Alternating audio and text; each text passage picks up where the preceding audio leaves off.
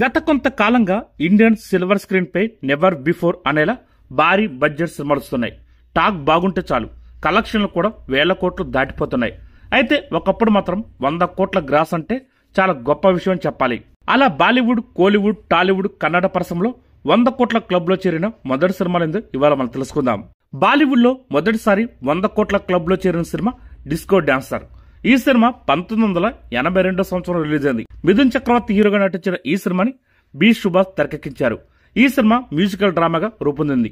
అప్పట్లో ఈ సినిమాలోని పాటలు రష్యాలో సైతం ట్రెండ్ అయ్యాయి. డిస్కో డాన్సర్ సినిమా ఇండియన్ సినిమాని అంతర్జాతీయంగా పరిచయం చేసే సినిమాగా నిలిచిపోయింది. ఈ సినిమా విజయంతో మిథున్ చక్రవర్తి డాన్స్ ఐకాన్ గా మారారు. ఇప్పటికీ అందులోని పాటలు ట్రెండ్ అవుతూనే ఉంటాయి. ఈ సినిమాతో ఇండియన్ బాక్సాఫీస్ వద్ద 100 కోట్ల ట్రాక్ మొదలైంది. అలాగే తమిళ చిత్ర పరిశ్రమలో 100 కోట్ల క్లబ్ లో చేరిన తొలి సినిమా శివాజీ. ఈ సినిమా 2007 సంవత్సరం రిలీజ్ అయింది. రజనీకాంత్ హీరోగా శంకర్ దర్శకత్వంలో వచ్చిన ఈ సినిమా టెక్నికల్ గా కథనంలో కొత్త పందాన్ని తీసుకొచ్చింది. 50 కోట్ల బడ్జెట్ తో రూపొందిన ఈ సినిమా ప్రపంచ వ్యాప్తంగా 200 కోట్ల వసూలు సాధించి కోలీవుడ్ కి కొత్త రికార్డు తీసుకొచ్చింది. రజనీకాంత్ మాస్ ఇమేజ్ ఎలాంటిదో ఈ సినిమా మరోసారి నిరూపించింది. అలాగే శంకర్ గారి స్టామినా ఏమిటో మరోసారి ఈ సినిమాతో ప్రపంచానికి తెలిసింది.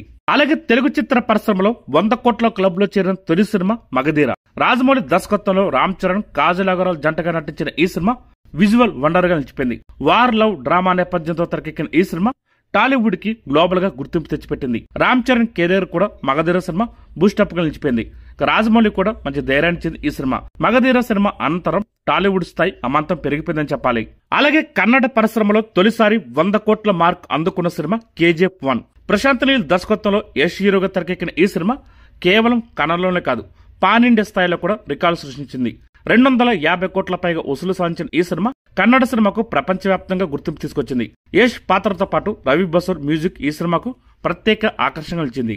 ఈ సినిమాలన్నీ ఒక్కొక్క పరిశ్రమకు ట్రెండ్ సెస్టర్ గా నిలిచిపోయాయి.